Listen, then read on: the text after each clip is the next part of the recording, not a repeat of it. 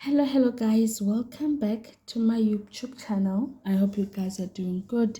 As for me, I am doing fantastic. Those who are joining us for the first time and those who are always joining us, guys, take a seat, feel free wherever you want to sit, and thank you very much for joining us. Those who don't know me, my name is Nati and I welcome you once again on Manchi Teaches You. So guys, I want to thank my subscribers. Guys, thank you very much for subscribing. Keep on subscribing, keep on sharing, keep on inviting someone, keep on telling someone about our channel. Let us grow together. Okay, and those who want me to assist them with their assignment, guys, it's only 150, and those who want me to assist them one-on-one tutoring is 200. And also I can assist you with your CV. I also do CV revamp, which is 50 rand. It includes cover letter. Okay, so if you want me to assist in one of those things, just go in my comment section and put it there. I'll be so much happy to assist you. So guys, without wasting much of your time, today we're going to do communication paper 2 and 4. So it's for November 2022. Like I always say and I always advise, please read your instruction because it's very important. Okay, so our first section is basic communication principles, question 1. So you have to read the scenario. They've given you a scenario, so you have to read your scenario. Sheldon is the co-owner of a company. He buys a newspaper and reads it on the train. His competitors have placed an advert showing that they are selling the same product as his company at a 50% discount. His first reaction is shock. So let's answer the questions. Identify each of the following in the given scenario. Sender and a receiver. Sender on a scenario is what is the competitors, and the receiver is who? It's Sheldon. The message is 50% discount on their product. And what is the code? The code is written. And a channel, which channel did they use? They use advertisement in a newspaper. And what is the feedback? Feedback is what? Sheldon is in shock. That is the answers for 1.1. Let's go to 1.2. Indicate whether the following situation is exemplary of effective communication or ineffective communication. We also know that whenever there is a effective communication, there will be an effective communication. There will be a barrier between the sender and what? And the receiver. So they have given us the sentences. So here we have to do what? We have to indicate whether it's an effective or ineffective, and we must also provide a suggestion of each situation. Okay, the first one says the campus manager scolds a lecturer in front of students for filling in the record sheet incorrectly. We know that whenever a person scolds you in front of people, it's very wrong. So what more if a campus manager scolding a lecturer in front of student? So what is that communication? It's an effective communication. And what are the suggestions? The suggestion is that the campus manager should speak to the lecturer in private, not shout or humiliate him or her. Okay? Then let's go to the second one. The second one says a salesperson receives an email from a potential customer in another country. It is in English but uses unfamiliar words and phrases. I'm pretty sure the unfamiliar words and phrases, maybe it jargons, those big words. The salesperson does not make such sense of the message and decide to ignore it. Guys, even though we speak this like English, in some other country, their words, they're too big for us to understand. So here the salesperson does not make sense of the message and decides to ignore it. What is the communication there? That is an ineffective communication. Why is it an effective communication? It's because the salesperson should return an email and clarify the message. Whenever you don't understand anything, you clarify, you ask, then they will clarify. If they have used big words, that's when you ask for clarification, then they will come back to the level of the English which you will understand. Okay? Or ask the supervisor for advice. You may find that the supervisor understood the message very well, unlike the what? The salesperson. So it's good to ask someone for advice. Okay, that's our 1.2.2. Then our 1.2.3 says the college is going to offer a new course in 2 months. The HOD invites all staff to a meeting to explain the change and discuss how it will be done. So what kind of communication is that? It's an effective. Why we say effective? It's because the HOD speaks to the staff in person and answers their question. Obvious case, there are a few people or lecturers who will want to ask questions about the new course. Okay, so it is a right environment, a right setup for HOD to explain and give answers. So that is an effective what? Communication. So let's go to 1.3. Differentiate between intrapersonal communication and interpersonal communication. Intrapersonal communication refers to the spontaneous communication that a person has with himself or herself. It's called an intrapersonal. It's a communication which you have with yourself. That time I'll be like, but I should have done it. When you're thinking aloud, that's called intrapersonal. And interpersonal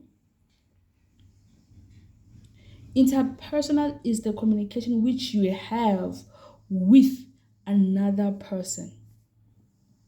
With another person. It's a what? An interpersonal communication. Then let's go to 1.4. Explain how each of the following factors plays a role in mass communication. In mass communication, we have 1.4.1, quality of the medium.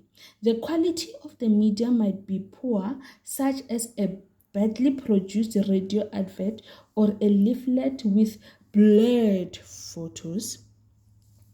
So, before answering or explaining the following factors, you must know what is a mass communication. Okay? You must know what is a mass communication.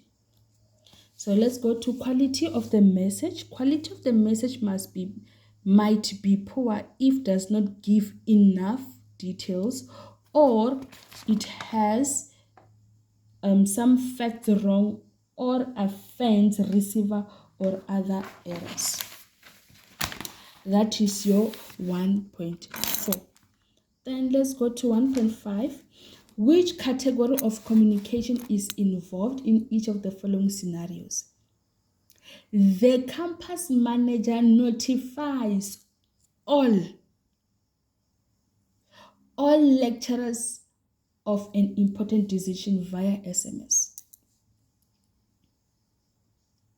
Via SMS, which means it's what? It's via electronically.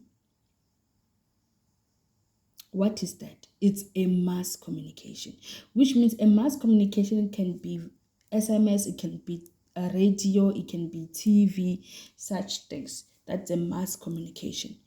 Then a new intern discusses her relationship problems with a colleague. That is an interpersonal communication, which means the intern is having a communication with someone.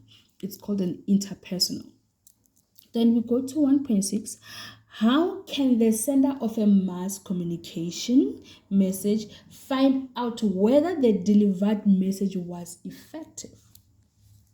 Mass communication, like I said, is what? It's for example, radios, TV interviews, such things. So how will a person who's listening a radio will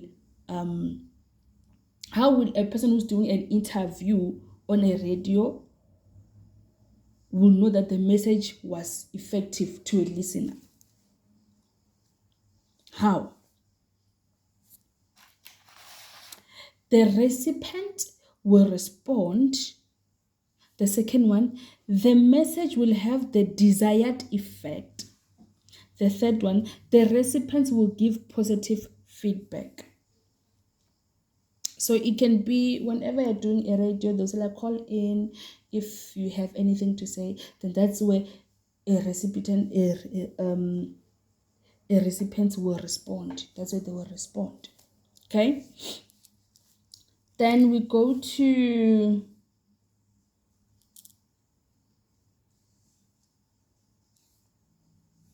we go to 1.7.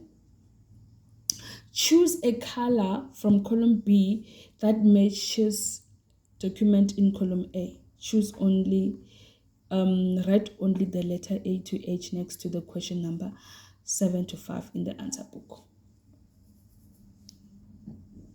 Excuse me. The first one says formal invitation cards.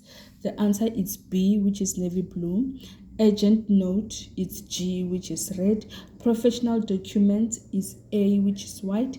Poster for youth hub, it's H, which is orange. Special contract, it's C, which is cream. Penny is tired and pressed for time. She keeps on saying and okay while listening to the last client for the day. What is this type of communication called? It's called filter sound. Filter sound. The second one, do you think that noise is affecting the communication and why? Yes, because the sounds might make her seem impatient and client might experience the conversation negatively. Okay. Then let's go to interpersonal relationships and social interaction.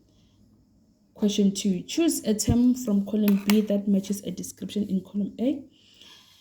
So the column A says total context within which an individual perceives and judges matters. It's C, which is frame of reference.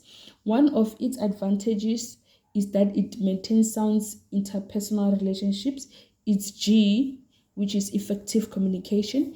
Number 3 occurs when either the sender or receiver states of health or disabilities interferes with successful communication. It's F, physiological barrier. Number 4 involves nervous gestures, sitting on the edge of the chair, lack of eye contact.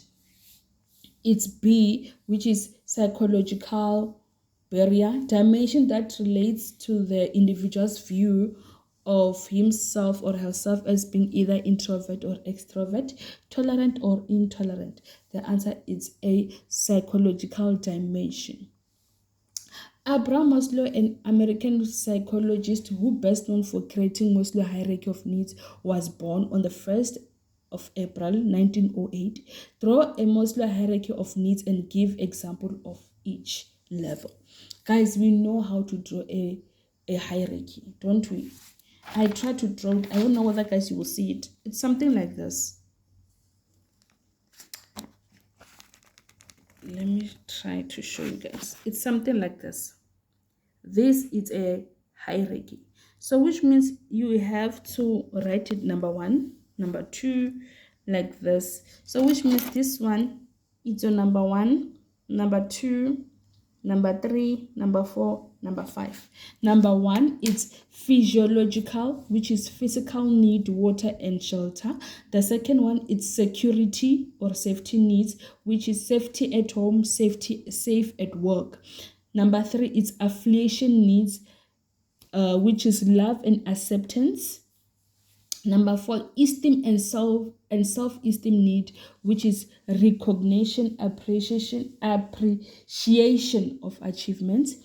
The last one is self-actualization, is training and responsibility. That is the Maslow hierarchy. Then 2.3 says identify the different dimension of self-image in each of the following scenarios. 1,85 m tall, 92 kg, hazel eyes, long hair. That is what a physical dimension. Then the second one, African culture, South African nationality, vendor, ethnic group. That is psychological dimension. Then playing drums and singing comes naturally. That is skills dimension. Relatively high Q, thinks creatively good with language. That is intellectual dimension. Then we go to differentiate between positive gatekeeping and negative gatekeeping. First thing first, you must know the difference between you must know the meaning or the definition of gatekeeping. So positive gatekeeping is done within information. When information is sensitive, offensive, or potentially harmful, and it is best to be withheld in those circumstances. That the negative gatekeeping is done when information that people must know for their own safety, health, or legal right is withheld from them. Then 2.5, indicate whether the following statements are true or false by writing only true or false next to the question number. The first one says addiction is clear sign of imbalance in self-image. It's true. The second one, constantly using bad language has nothing to do with poor self-image. It's false. So we are done with section B. Then we're going to section C, introduction to organizational communication. Guys, we know that whenever we're at work, there is a way of communicating. You don't just talk with anyone, especially work related. If you are laying a complaint or what, let's say for example, you are a staff member, you have a supervisor who supervises your department or your area, then we have a manager. Whenever you're having a problem with your staff, you don't jump from supervisor and you go to your manager. This thing, you do it correctly, accordingly. So here they say, they have given us this organizational communication. We have marketing manager of wellness and food, which means and market analyst. Okay, then we have marketer. They report to you, to him. Okay, then we have full sales team, 2 salesperson, sales volunteers. They report to him. These ones, they report to marketing manager of wellness. Okay, so here it says who is at the highest level of the hierarchy. It's a what? Marketing manager. Over whom does this person have a direct authority? Regional manager, marketers in, over whom does this person have direct authority? It's what? Regional managers, which is marketers in Gauteng, Limpopo, and Mpumalanga. Then we have over whom does this person have indirect. These are direct. They are direct. These are indirect, which means full sales team, 2 salespeople, and sales volunteers. Okay, then who is the staff specialist? Is the market analyst. The fifth one, does this person have the authority in the hierarchical structure? No. Explain what you think this person's role is. He or she advises the marketing manager. Okay. The 7, identify the hierarchical structure represented by this organogram. Horizontal line and staff organization. line and staff organization. Then how would a salesperson greet the manager, Mr. Sheldon Flash? Good morning, good day, good afternoon, Mr. Flash. Are there salespeople at the first or second or third level of the hierarchy? The third level. Indicate the horizontal, vertical, or diagonal communication is involved in each of the following scenario. The manager phones the market analyst. It's horizontal communication. The analyst show a presentation to the regional marketers. It's a diagonal communication. The marketers hold a meeting with their sales team. It's a vertical communication. Then explain the concept of organizational communication. Organizational communication takes place within an organization, internally and outside of the organization, externally, in order to reach the organization's objective. Then we go to section D, which is interviewing. Question 4. Differentiate between an informational interview and persuasive interview. Okay, informational. The interview is not employed yet and wants to secure a job. The interview is looking for a new job. For example, a job interview. That's the informational interview. Then persuasive interview is the interviewee is employed. The interviewer is attempting to correct the behavior. For example, a disciplinary interview. Then we go to 4.2. After one of the job interview, write on the following based on your observation of the applicant involved. Indicate whether each evaluation of the particular application is positive or negative. The applicant voice reflected professionalism and assertiveness. Positive. The candidate apologized very politely for being late as she was delayed by a connecting flight. Positive. The candidate chews gum during the interview. Negative. The interview room temperature is too cold to conduct the interview. Negative. The applicant avoided eye contact because she is very shy and nervous. It's what? It's negative. Then 4.3, identify the following types of questions that may ask during an interview. Tell me about yourself. It's an open-ended. Surely it will be difficult for you to work in the evenings, given your responsibility at home. That is leading. The third one, what will you suggest to improve this type of work? That is reflective. Then, if you could do any work at this company, what would you choose? That is hypothetical what?